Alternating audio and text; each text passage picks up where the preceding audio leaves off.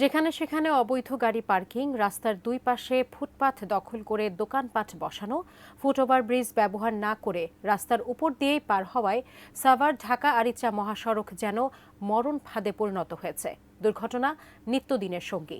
সাভার বাজার bus stand থেকে বিস্তারিত জানাতে যুক্ত হচ্ছেন আমাদের প্রতিনিধি কামরুজ্জামান। এই যে এত অনিয়মের কারণে দুর্ঘটনা ঘটছে প্রতিনিয়ত, এতে আসলে প্রশাসনিক কোনো ব্যবস্থা নেওয়া হয়েছে কিনা বা জনগণের ভোগান্তি বা কতদূর গড়েছে আমাদেরকে জানাবেন বিস্তারিত।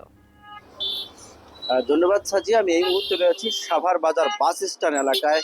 আপনি জানেন যে প্রতিনিয়তই কিন্তু এখানে ঘটছে দুর্ঘটনা। সম্প্রতি একটি ছাত্র, নার্সিং কলেজের ছাত্রও কিন্তু কয়েকদিন আগেও কিন্তু রাস্তার পাশে কিন্তু একটা ঠিকানা গাড়িতে তাকে ধাক্কা দিয়ে কিন্তু ফেলে দেয় এবং তাকে কিন্তু ঘটনাস্থলে এসে মারা যায়।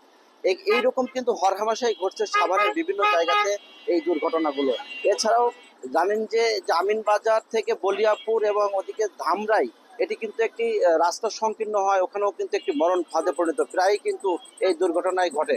এবং এছাড়াও যে রাস্তার দুই পাশে ইট ভাটার যে মাটি, সেটি কিন্তু রাস্তায় যখন ওই ইট ভাটা নেওয়া হয় তখন রাস্তার যেখানে সেখানে কিন্তু মাটি পড়েও রাস্তা পিচ্ছিলের কারণেও কিন্তু দুর্ঘটনার শিকার হচ্ছে।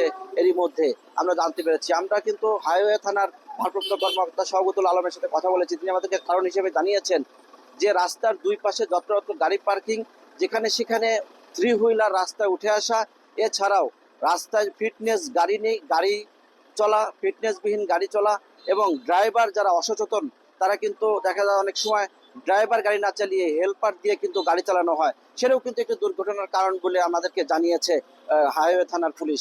এছাড়াও প্রতিনিয়তই সাভার, ধামরাই, আশুলিয়া, নবীনগর এবং বলিয়াপুর, আমিনবাজার কিন্তু প্রতিনিয়তই ঘটছে হরহামেশা এই দুর্ঘটনা।